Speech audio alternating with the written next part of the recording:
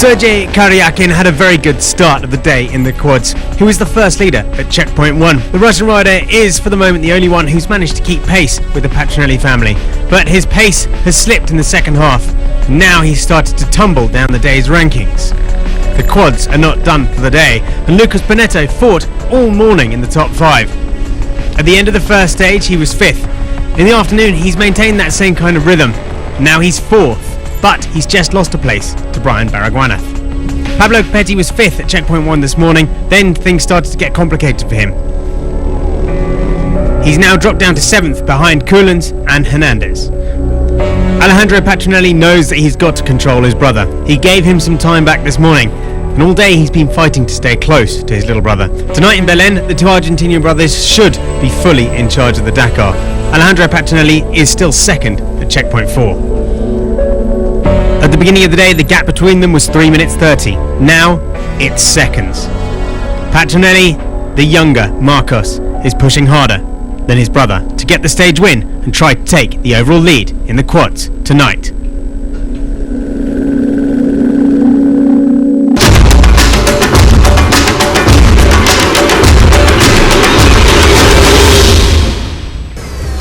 In the Dakar, as in rally, any victory is a team victory, with the co-driver playing a vital part.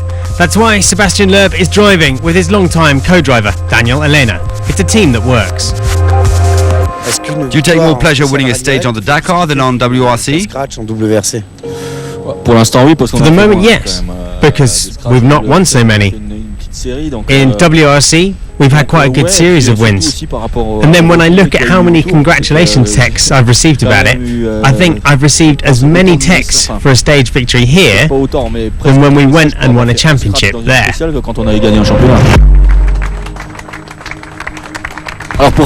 you, the preparation, being inside the car, is it cooler on the Dakar than in WRC? Well, it's completely different. I have to work later at night, and you know I don't like that. I prefer to work early in the morning. We only get the road book in the evening. I'm as serious for rally raiders in WRC. I check all the details for the best. In the car, it's more intense than in WRC. We give pace notes turn after turn. Here, when we have 10 kilometers without anything, I try to tell you funny stories. I think from tomorrow we won't need any funny stories anymore. The horrible stuff is really close.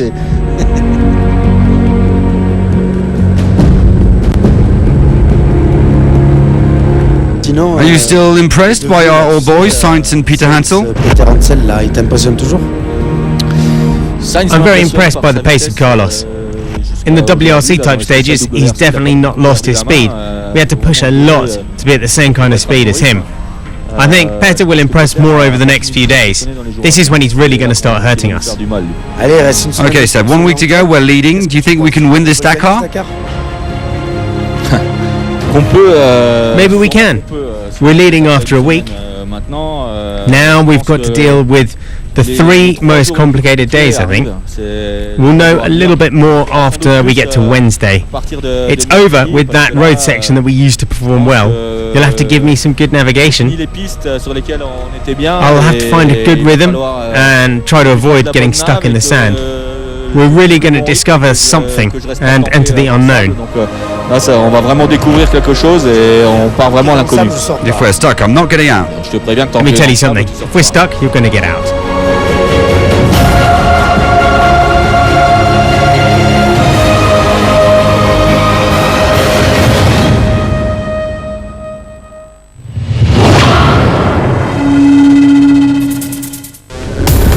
Previously in the cars, speed comes naturally to Sebastian Loeb. So far he's proved the fastest on the Dakar's particular tests.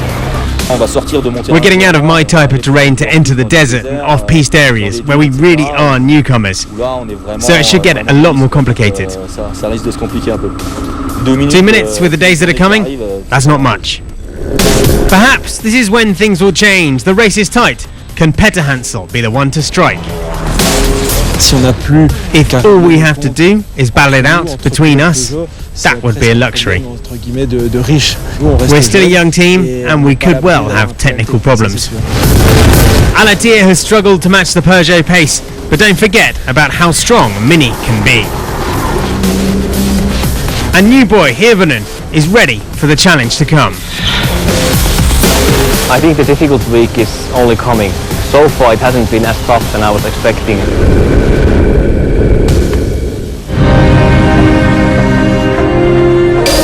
After a well-deserved rest day, the scenery was spectacular for the drivers of the Dakar. All of them knew that a new rally would start, even harder than before, with more navigation. Good news for Nasser Al-Attiyah. Meanwhile, the Peugeot boys were establishing strategy. You slow down, let Nasser go, boy. And you? Well, I'll catch up. Et toi? J'arrive moi. Je suis là les gars. Et toi dans le bon sens hein.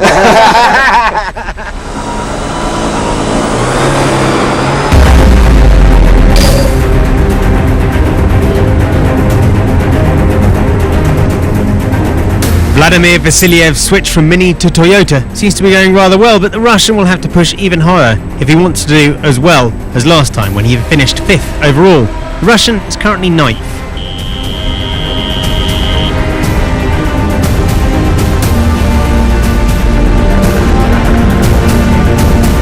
After taking his Renault to 21st spot last year, Emiliano Spadaro is doing even better on this edition. The rally and touring car specialist is 10th in enjoying his journey through Argentina in the Renault.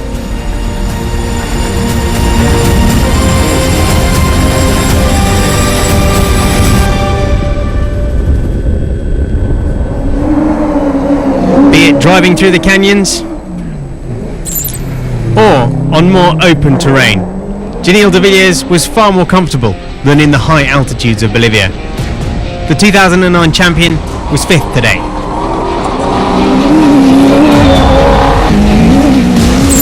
One of the revelations of this Dakar is the form of Leroy Poulter. For his 3rd appearance, the South African is in the battle for a top 5 spot overall and has entered far more interesting terrain for his Hilux. Only 12th overall this morning, Nani Rome is slowly moving up the standings. The Catalan in his Mini had a fine special and is on the verge of entering the top 10 overall.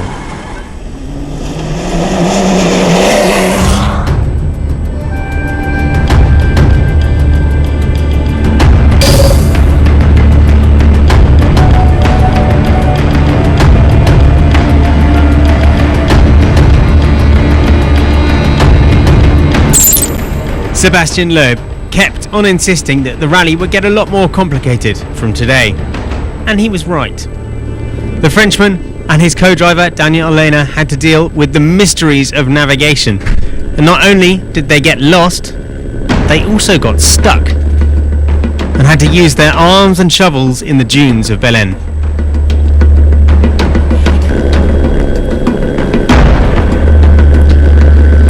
Worse was to come, however, when the former WRC champion rolled his Peugeot at kilometre 510. It wasn't the best day for Stefan Petterhansel. The Frenchman suffered a puncture on the first part of the stage and was then stuck in the dust of Hirvonen, losing precious time. But he managed to hit back on the second special of the day, finishing 3rd and taking the overall lead once again.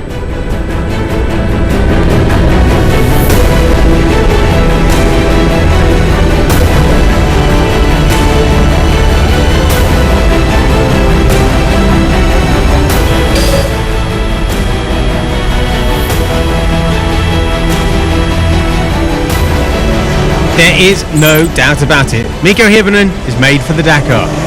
His first appearance on the rally is going beautifully. The Finn showed he had what it takes to perform well, even off-piste, taking 6th spot today. While his teammates were struggling, it was a nice, clean run for Carlos Sainz. 2nd until the final 50 Ks.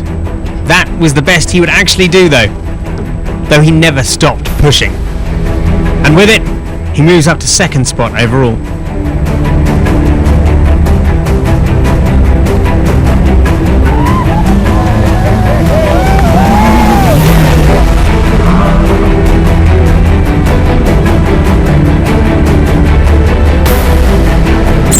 Today was much more like it for Nasser Al-Attiyah. The title holder enjoyed this first part of 3 tough stages.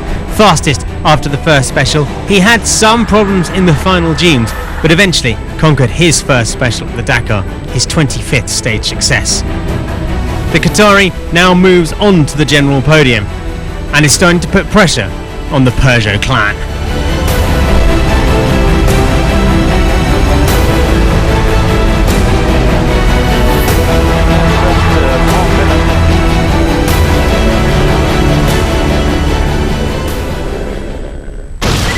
So the standings from today then, Alatir claiming it, but just by a scant 12 seconds from Carlos Sainz. Peter Hansel just another 20 seconds back in third. Display, a great result for him, up into fourth, but it's still a Peugeot 1-2. But look, no Loeb in the top 5 at the moment. Alatir up to third, 14 minutes back.